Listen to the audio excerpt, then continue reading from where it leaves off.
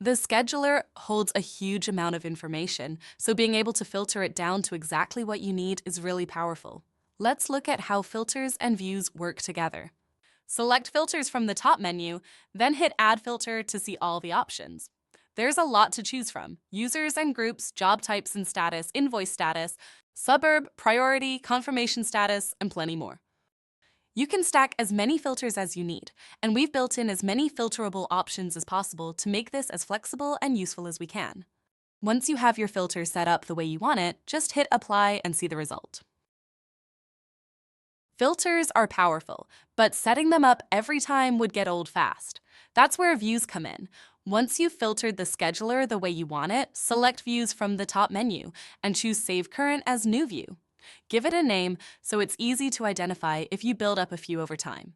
Views can be just for you, or you can share them with specific user groups. For example, an accounts view shared with your accounts team, a job status view shared with supervisors. Filters and views work best together. Filter once, save it, and from then on, it's one click to see exactly what you need.